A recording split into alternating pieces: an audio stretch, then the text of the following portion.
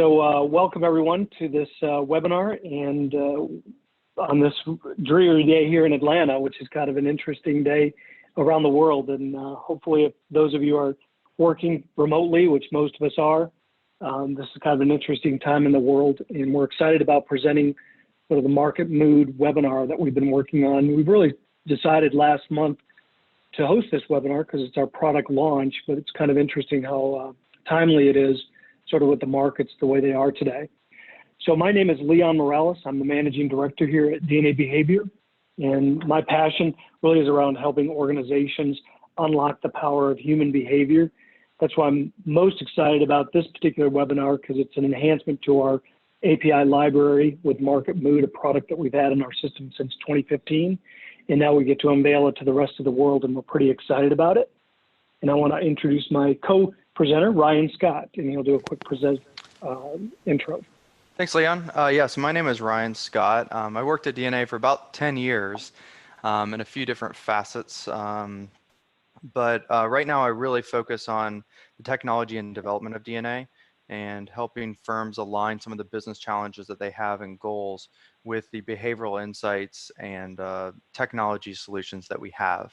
So in this webinar, we're going to be covering one new launch or new technology solution that we just put out there on last Wednesday called the Market Mood API. So we're really excited to go through a few of these different examples.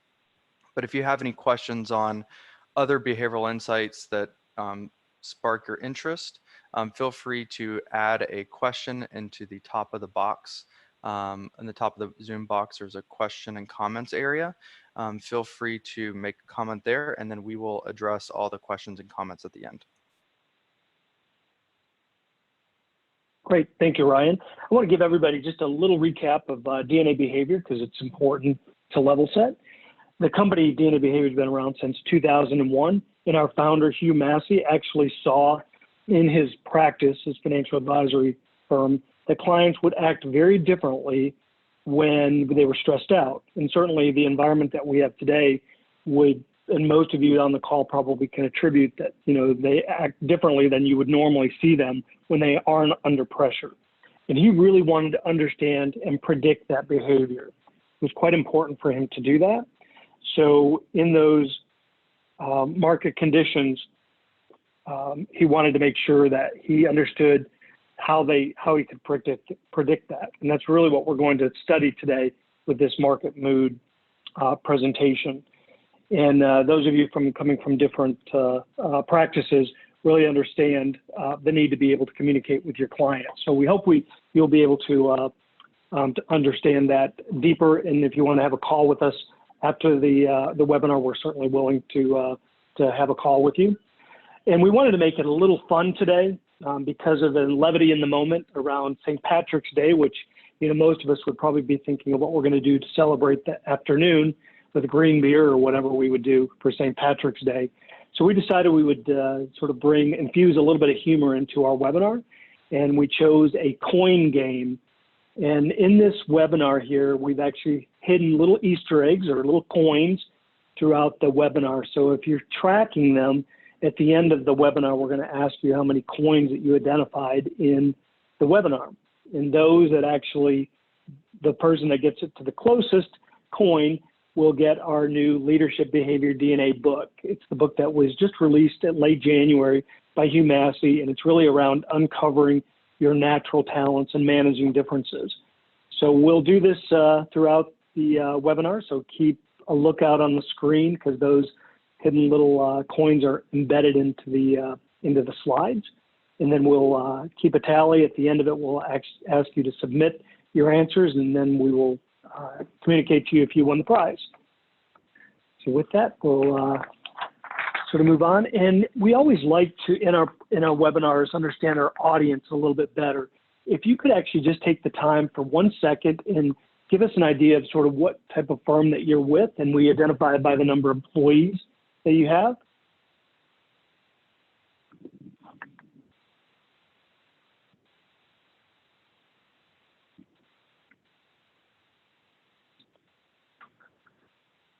Okay, the votes are coming in. About 50% in so far. All right, we're just going to keep it open for maybe another 5 seconds, so if you just take the time to answer the poll. Okay, great. It looks like we have over 20,000 employees. We have about 21% of you on the call. For 10,000, it's about 29%. And then at 7% under 5,000, or over 5,000 and 1,000, 7%, and then over 100 at 36%. So one thing, you know, we have in our business, we have what we call our retail version, because Market Mood has actually been embedded in our retail product since 2015. So those of you on the call, probably in that 20,000, 10,000, this is going to be quite interesting for you around the API integration. So thank you for sharing that information. And we will sort of move on to give you a little bit more clarity around what Market Mood is. So Market Mood phenomenon. So those of us who have been studying the markets understand that, you know, we've had a lot of gains in the market. You know, it's been trending. So people don't necessarily pay attention to behavioral finance, because when the market's going up, you know, people are fairly exuberant. And we see that there's definitely an inverse relationship sort of in a market condition like we're in today, that no one is preparing for these downturns. So we see a lot of advisory firms scrambling around for communications, sort of to communicate with your clients. And, you know, there are behavioral finance tools that help you know what types of conversations to have. And that's really what Market Mood, the indicator, actually does. So we believe we can do better.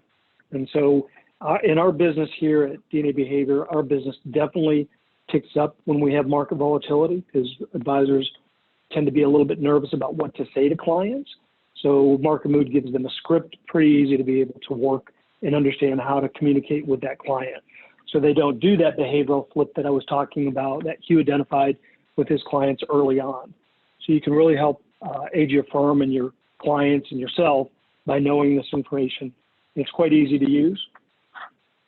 So with that, we're going to actually cover in our agenda today sort of a 3-minute, just a recap of what we do. I sort of opened that up, but we'll get a little bit more clarity around what that looks like.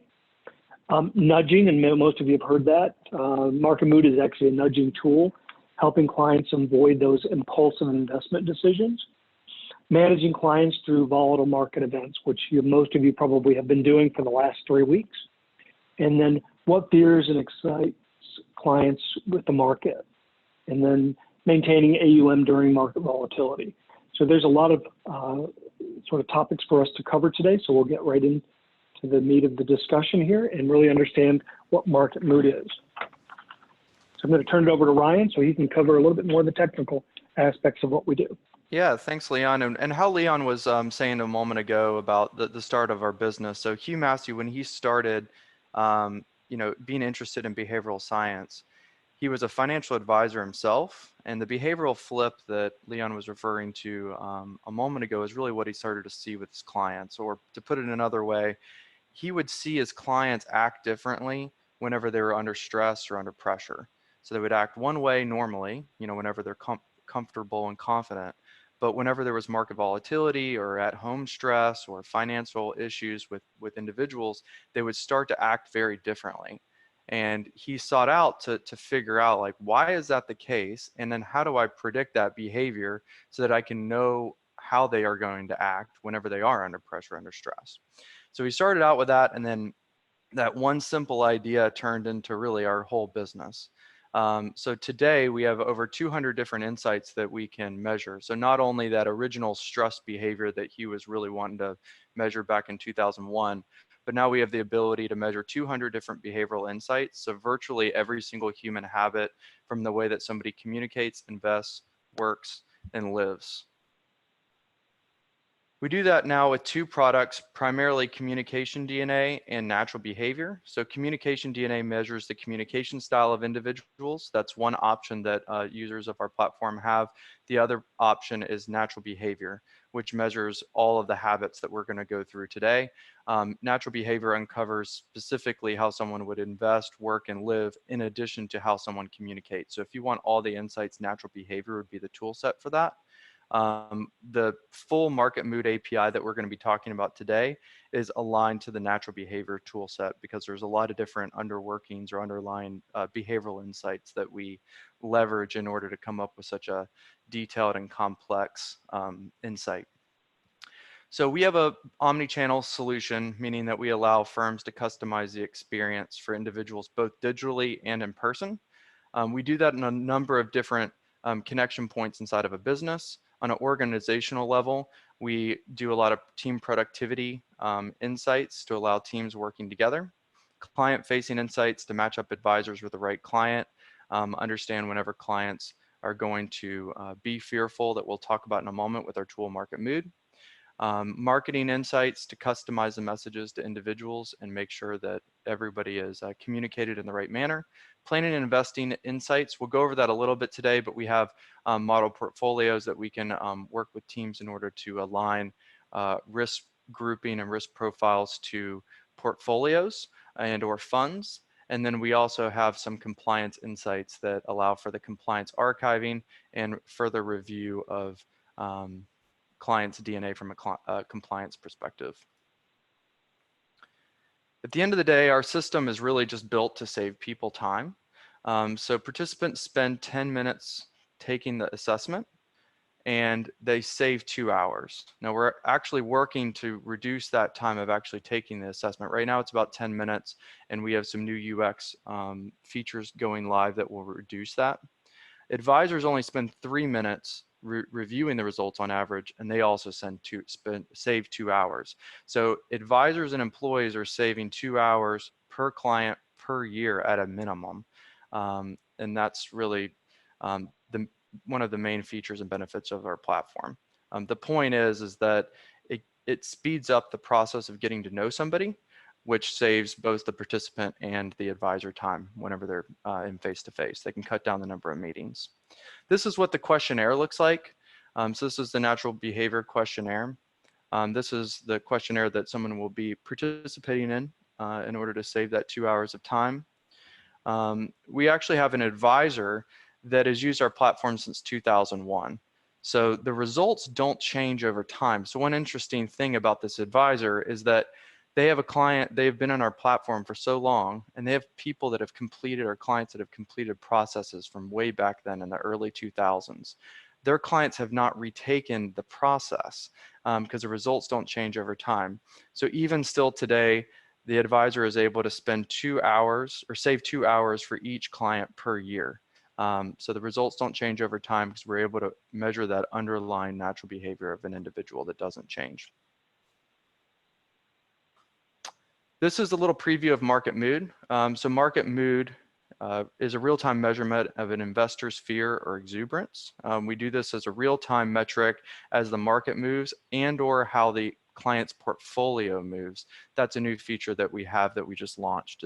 We've had this tool in our dashboard in our DNA platform since 2015. And advisors have been able to measure market mood on the index of an individual. With this new latest release, we have the ability of measuring it on the actual client's portfolio, which is something that we're really, really excited about. And we also have a new API feature that will allow fintechs and firms to leverage this data with their own custom risk questionnaire. Another thing that we are really excited about, and the first of any firm to provide this type of metric.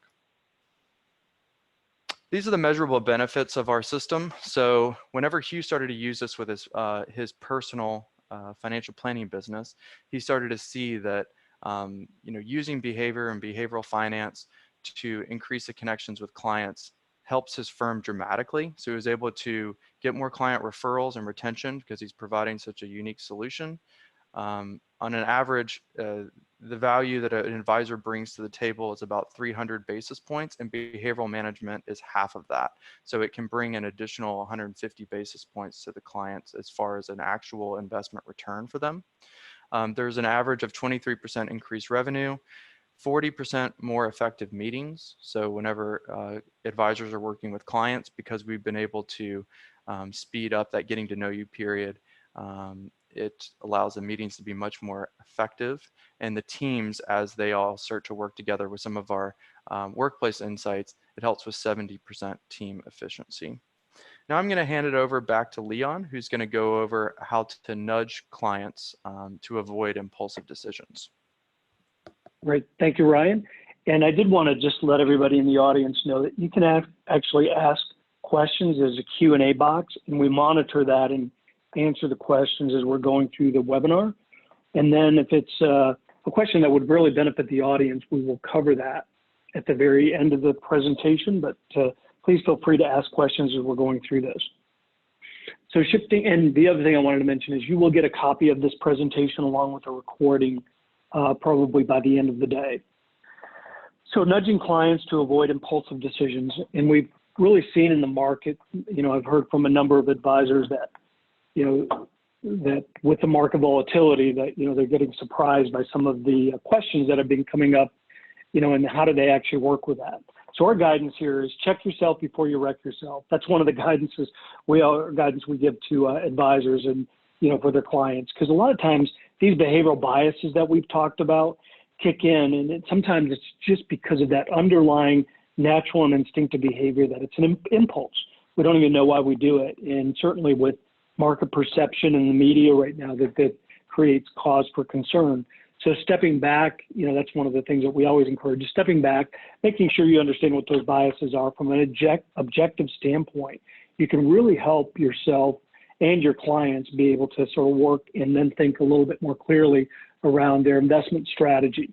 Because if you're actually following the guidance that we provide, sort of and we'll get into a little bit deeper on the portfolio construction, risk score. But if you're following that guidance, your clients are invested in the right sort of suitable portfolio based on those behavioral biases. So that nudging can help you just understand what types of conversations to have with the client. This is an example here that we're showing of a client. This is someone that in the system that we call a community builder. And in our world of DNA behavior, we sort of classify when somebody completes the questionnaire, they would be one of 10 profile types, 5 of them being very relational, 5 of them being very results focused. And we all have elements of both of those in our DNA. But in order to help really understand how best to work with this client, this market mood tool is based on the latest S&P 500 results from last night. And it really helps the advisor know what types of conversations to have with this community builder. Reinforce the long-term investing message, that temporary increases and decreases are not going to impact that client's life. That's going to be the most important thing to convey to this community builder client. And this is a specific client.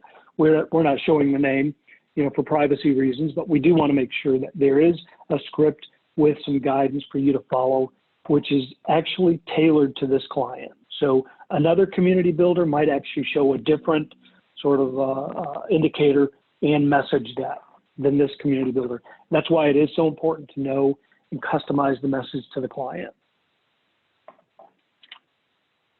And then we have sort of another example here of what we call a strategist. And a strategist is one of those more rational or results-focused profile types. And you can see here that the market is down, but they tend to be a little bit more sort of reasonable. They may see it as an opportunity to buy. So if you positively present a plan, and action steps, that really resonates with a strategist.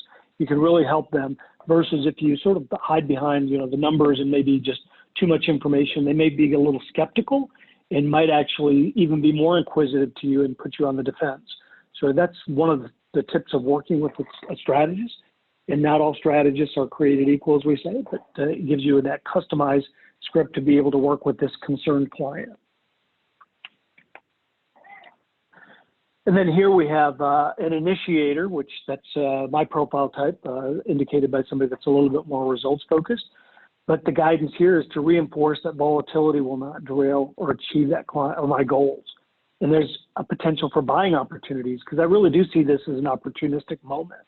And that's what's great about it, because we do see, and Ryan will cover it a little bit more later in the presentation, that firms are using one type of communication, which may not resonate to about 60% of your clients.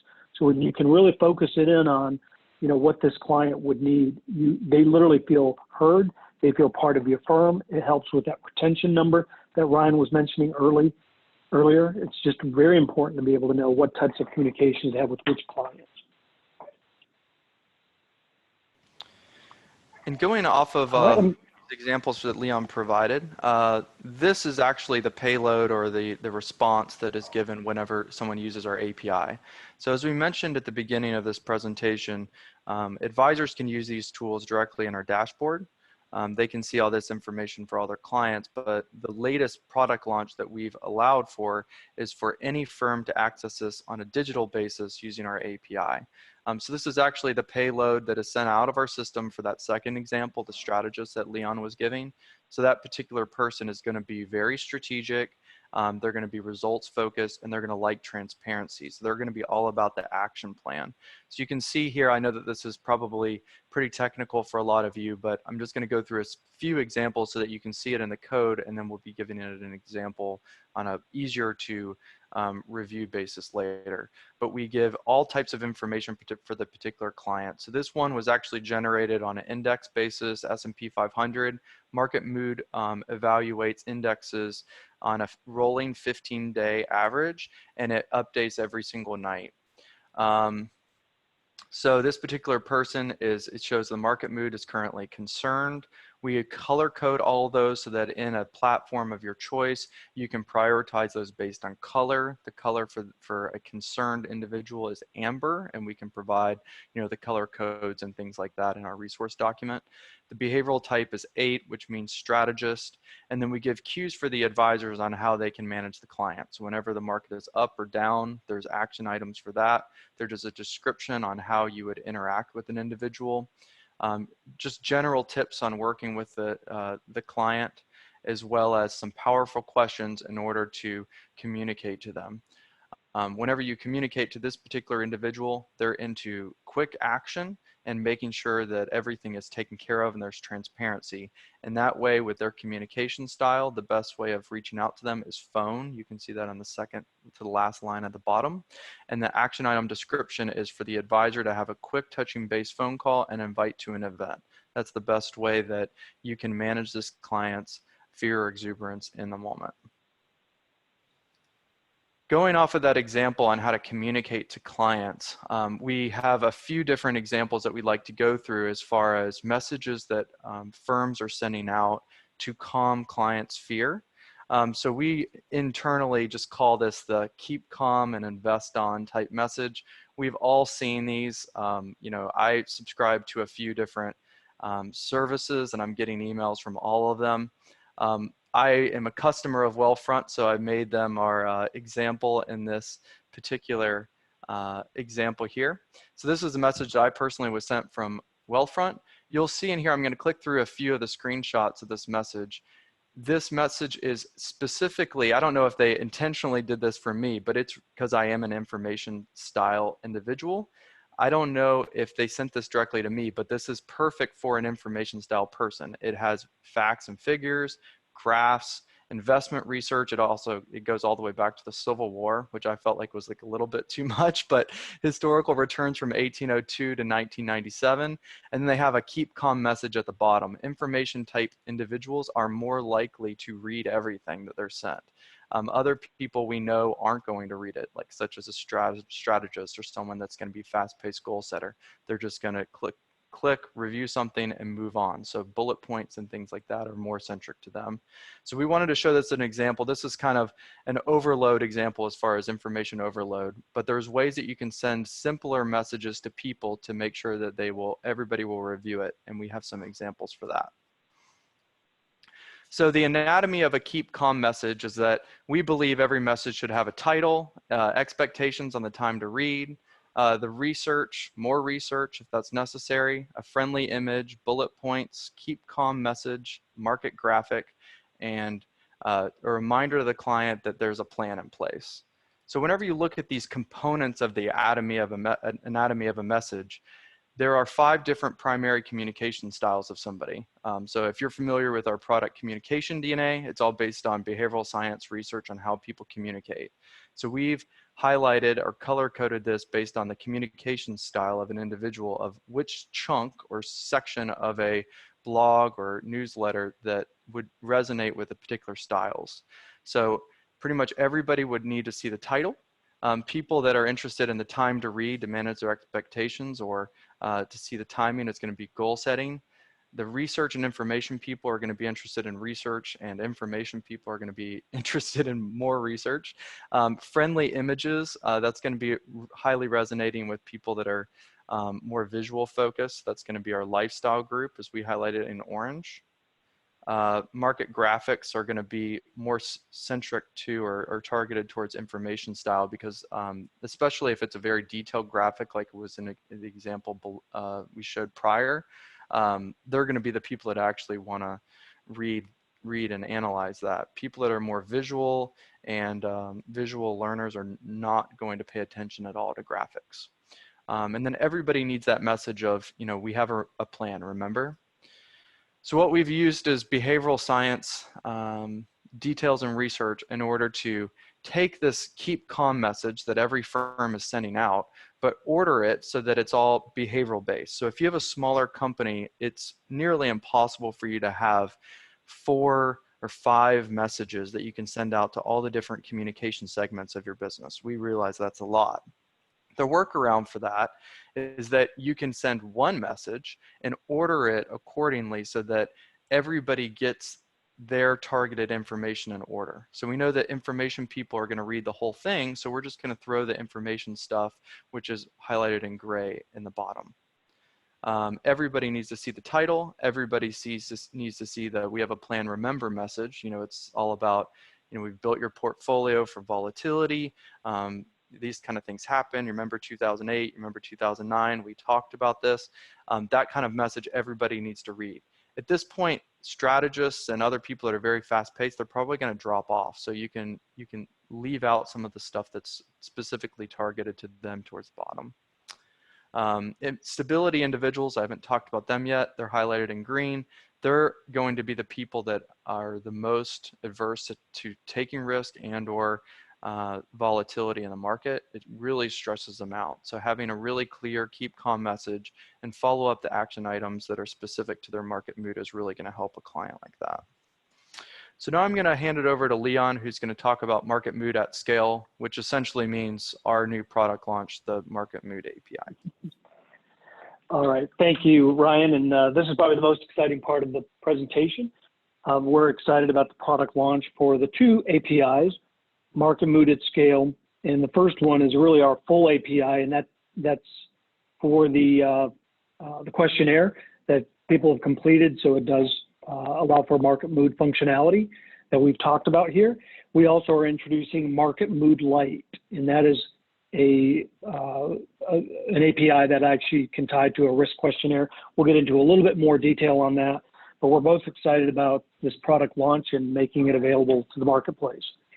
And when we actually talk about market mood, we know that market fear can happen twice for clients. And I deal with this sort of on a regular basis with clients using our tools. A lot of times advisors say, the market right now in the public domain, that there's a lot of discussion.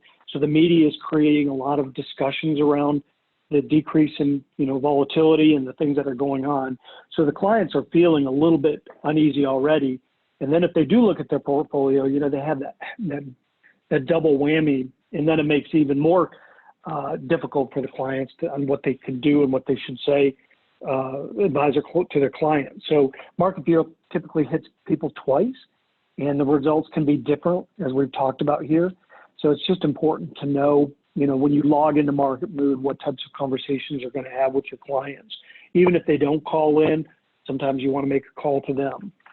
So with sort of the transition moving to this product launch for Market Mood, you know, we've talked about predicting that market mood when you actually are able to see the client communications, what that client needs specifically, and gives you the sort of the paint by numbers application for it. You know, market mood color, you can see here on the right-hand side, you know, the red is obviously fear, green is the exuberance, and then cautionary and just, you know, just caution, not sure exactly what to do, that concern. You know, tips for the advisor when the market's up or down, that's one of the things that we provide. It does provide nudging for clients, and then probably one of the more important things, powerful questions, which really does add value to you as an advisor on knowing what types of conversations to have with which clients. And now I'm going to, with this product launch, turn it over to Ryan to talk a little bit more about sort of what we're doing with Market Mood and how it works. Thanks, Leon. Yeah, so Market Mood is really exciting for us because we're doing something different for this particular launch than we've ever done before. So one component of Market Mood is that we are enabling this for any fintech or any firm to use, and they don't necessarily have to use natural behavior. So one thing that's really exciting about this is a lot of firms have risk scores internally or risk questionnaires internally that are measuring risk for a broker-dealer or very firm-specific legacy questionnaire, and moving to our questionnaire there's some resistance with that. We recognize that. Moving to natural behavior seems to be a goal of a lot of firms, but that takes time, and we understand that. To help allow people to onboard to Market Mood faster, what we've done is released a version of Market Mood that will work with any risk score. And there's no client data that's involved in this. It's completely anonymous as far as the data that you have to send us in order to number crunch this, and we can provide Market Mood predictions in everyone. So essentially with Market Mood Lite, it's compatible with all the risk questionnaires that you're familiar with in the industry, as well as financial DNA and natural behavior. And it also will work with any firm-specific questionnaire. So we have a model that will translate the input to work with our full Market Mood option. Depending on the information that you give us, you know, we will provide an appropriate response. So if somebody has completed full natural behavior, there's obviously going to be more insights that we can provide back just because we know more information about that person. But if all we know is their risk profile, we can still provide some pretty helpful insights as well. So I'm going to give you two examples here. So as Leon was saying, market fear or exuberance hits someone twice. So the way that we approach that is that we can measure market mood through market indices or through client portfolios, because we know that whenever clients are hearing things on the news, you know, they'll hear some doomsday-like message on the news, and then they're going to the advisor, but they won't have an actual idea of what their actual portfolio is doing.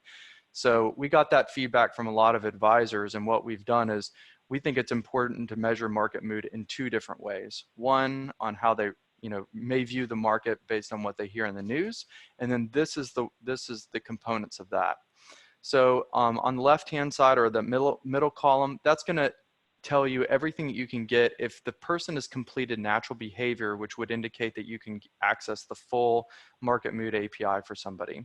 So the default index is going to be the S&P 500 in our system, but we support any indices. So we work with a lot of firms in Australia, and they're doing some interesting things with the ASX exchange. It works with that. It will also work with any of the other exchanges in Europe, or the US rather. So it's very flexible. We provide the risk score, the risk group, the market percentage, so how we're predicting the market change over that period, the mood of an individual, the color that represents that, and that's used for priorities, and then action items if the market is up, down, any action item to better connect yourself to the client, and or powerful questions to have some strong conversations with the clients. As you can see, there's less information that you can access if the person hasn't completed the full natural behavior. But from our initial discussions with clients, they're still very excited about the offering that's available in Market Mood Lite. If you're interested in measuring market mood for client portfolios, all that information is also available that I just reviewed in the full market mood. It's pretty cool because you can, clients, everybody will have a unique set of circumstances as far as their portfolio, and we're excited that we'll be able to measure each individual separately.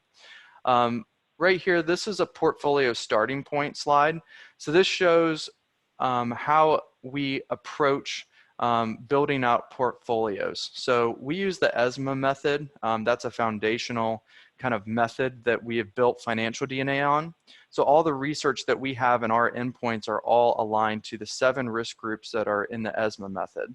We recognize that a lot of firms don't use the same method, and we help translate our group 1 through 7 to a firm-specific portfolio or fund grouping that they may have.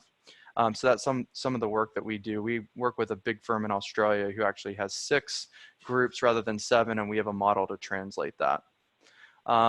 Now this outlines all the moods that we can indicate for a particular client.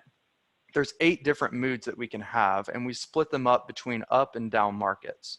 So whenever a client is in a down market, so as you could see, there was an example that we actually had from yesterday that we grabbed from our system. There's somebody that is very opportunistic in our platform.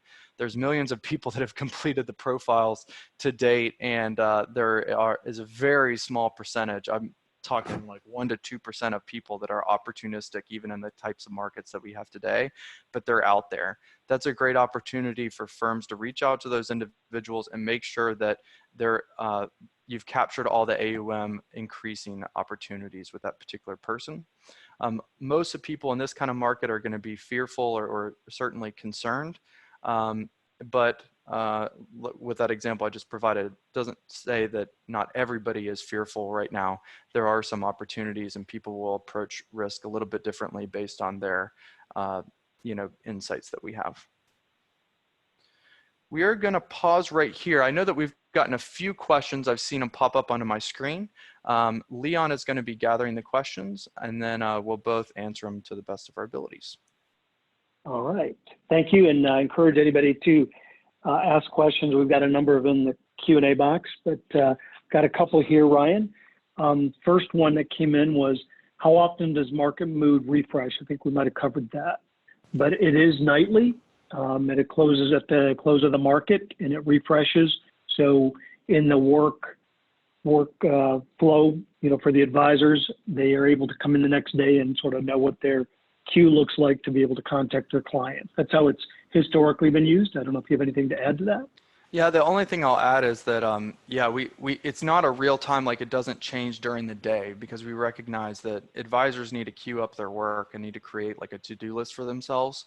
So it would be very disruptive if the market mood metrics are constantly changing, and that's not going to provide much value for this. So with our default index prediction on the S&P 500, we do it right whenever the markets close, and then we update everybody in the platform. So you just request that night, all the updates for anybody overnight, and then by the next morning when the advisors come to their desk, they'll have the to-do list and action items for the following day.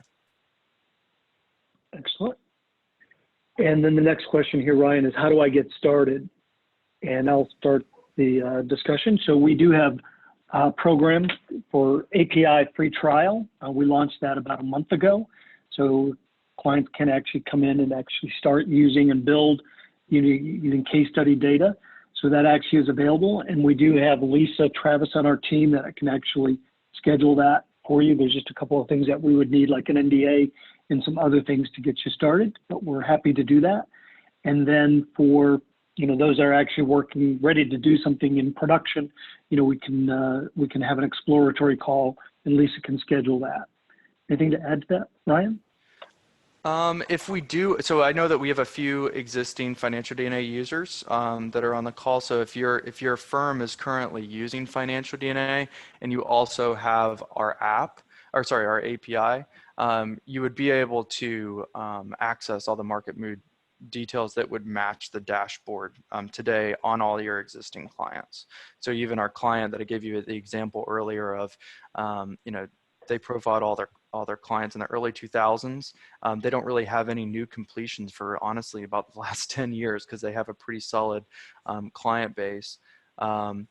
They they would be able to leverage everything in the Market Mood API because we've converted all the legacy users to work in this platform as well. Excellent. And here's one I'm going to target directly to you, Ryan. So we're a large firm with several different divisions that have different risk questionnaires. Will the Market Mood Lite work for us? I'll let you tackle that one.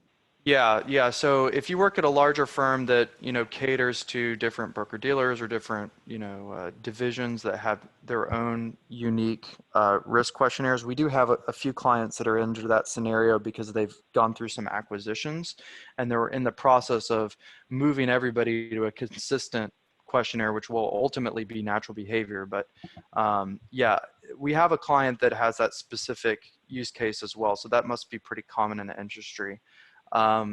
Yeah, it's definitely possible. So we can provide market mood predictions on basically any questionnaire.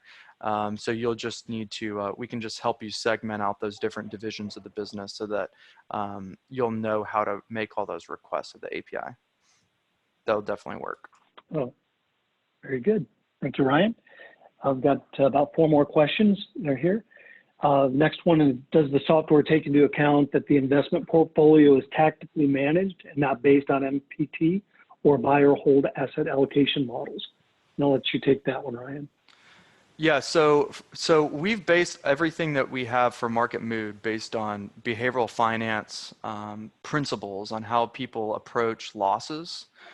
So we don't take into consideration the actual portfolio construction. It's more about how people are willing to live with that loss that they previously had discussions with the advisor on. That's really what it's about. So if there's some mechanics in the portfolio that you've put in place to account for volatility, those would be points that you would bring up in the action items whenever you're discussing with clients. So we always tell the advisors whenever we are doing role playing with market volatility is always remind the client of discussions and processes that you have in place, because it's often that clients forget. So it's just reminding them that all of these additional points of technicality, for lack of better terms, are built into the portfolio, and that's why you stand a better chance in this current market, or whatever that message is that you would like to convey. All right, thanks, Ryan. Next question is, will this solution enhance advisors' ability to communicate with their clients, even if they are behavioral finance advisors? And I'll take the first part of that if you want to even add to it. The answer is yes, and we know that there are a lot of trained advisors in behavioral finance, and I think that probably the challenge for them is to really understand what types of communications people need in a volatile market, and that's where Market Mood can get very specific, depending on sort of the market volatility. Even if it's outside of that portfolio range, they would know what types of conversations to have. So we do have a number of advisors that what I consider to be trained in behavioral finance outside of financial DNA that use Market Mood. Ryan, do you have anything to add to it? Yeah, the one thing that I think is kind of interesting about this tool is that we've seen a lot of advisors use it for things that we never imagined. So a lot of advisors will use this as they're bringing in a new advisor into their firm, because we have so many insights on communication insights and really what stresses out people and how to approach communicating and dealing with the clients. They use the Financial DNA tool set to help prepare the younger advisors, or like that next person that comes into the firm to help out. So if you have, if oftentimes we work with very seasoned, experienced advisors that are really confident in dealing with clients in really troubling or difficult situations, but that's a learned skill. It's harder for somebody that is younger to step in and learn that. So Market Mood can help. If you're confident in dealing with all your clients and you know them a lot, as you bring in somebody new into your practice, this is another way that potentially could aid in that. Great, Ryan. This next one I'm going to target to you, Ryan. It's does the tool segment the clients into their behavioral style and provide electronic communication specific to their style? And I know we've worked on that, but I'll let you answer it. Yeah, so if you're using our dashboard and our platform, you can leverage some of the email functionality, and we have some cool sorting and filtering options that are available on the actual screen. With this API solution that we just released, it's really built so that financial DNA market mood can be leveraged outside of our dashboard. So yes, we have all the capabilities and the ability for a firm to provide those email touch points or action item touch points, but that's something that we wouldn't provide directly because the API will actually run on a firm specific platform. So if you're working with a specific broker dealer or any other large enterprise firm that has a custom app that you're using or portfolio management tool or CRM, ideally these API insights would live in that, and then those core features that are on that platform would be leveraged for those. There's some really good questions. This is actually really good webinar. I don't believe we've had this much crowd involvement ever, so this is really good. So if you guys have any more questions, keep it going. Yeah, okay, I think they're coming in. So next question is, Leon, you mentioned that you have scripts that we can use for market mood. Where can I find those? And this is probably for one of our retail clients. So it actually is in a panel called Market Mood. When you log in, there's a tab there for Market Mood. You should be able to click on that, and then it would show your specific clients all sorted based on what Ryan was saying earlier.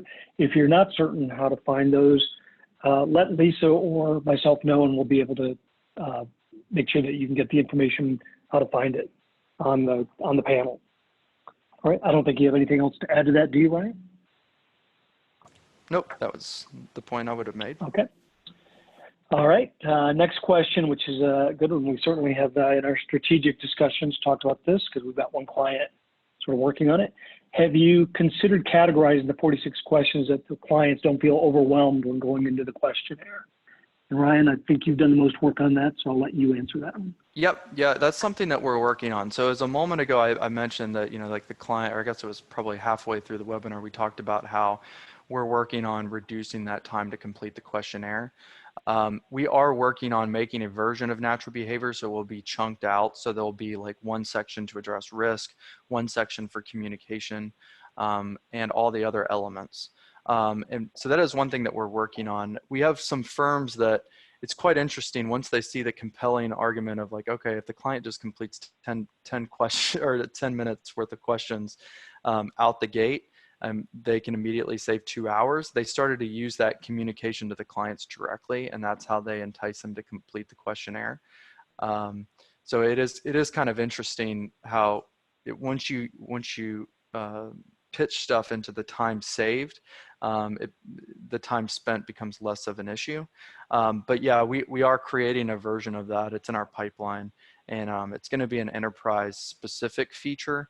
I don't believe in our plans we're going to roll that out to financial advisors because I think it's going to be very firm specific, and then allow them to kind of outline or lay out that experience that would be custom for those people in that regard.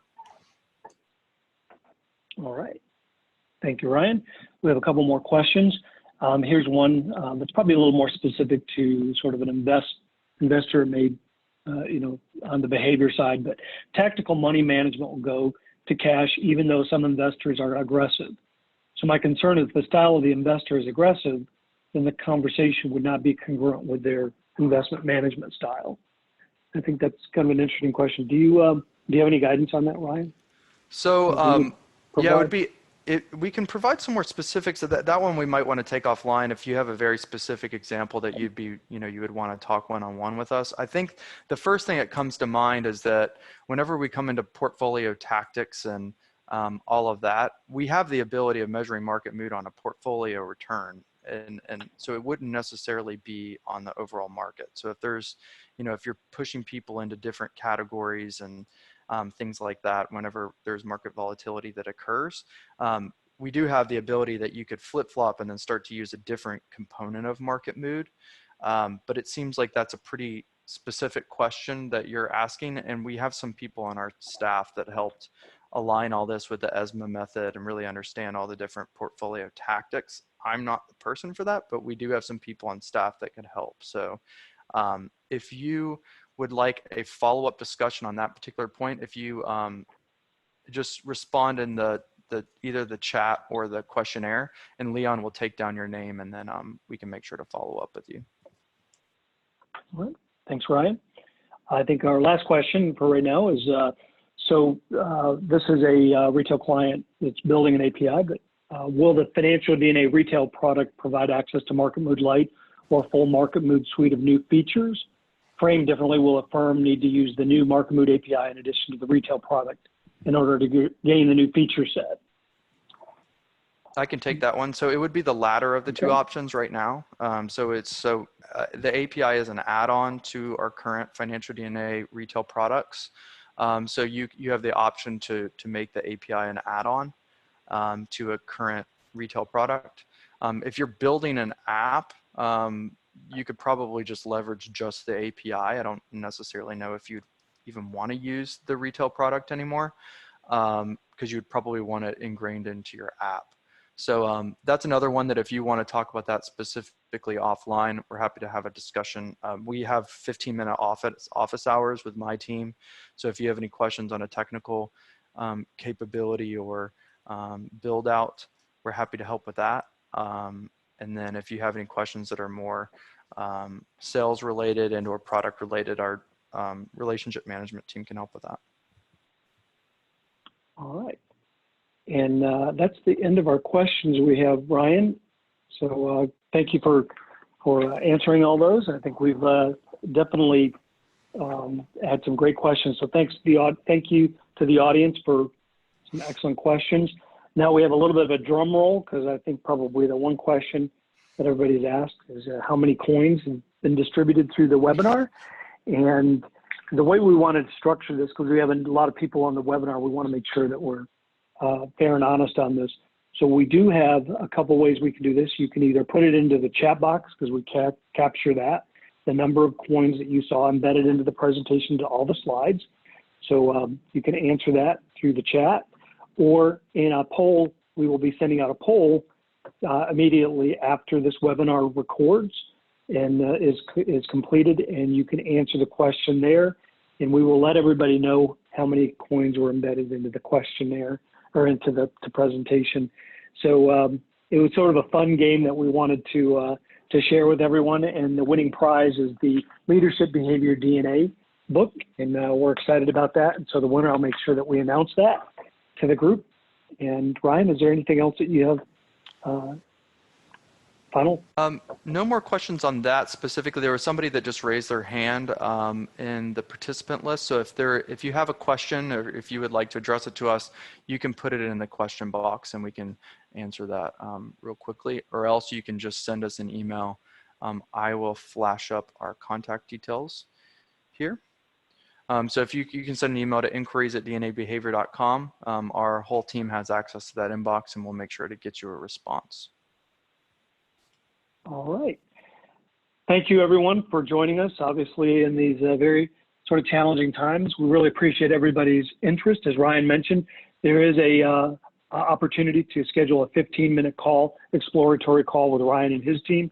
Please make sure that you take advantage of that. Lisa and I are here also to support you, and we look forward to having you on another future webinar. Until then, take care, and you will get this recording and presentation later today. Thank you.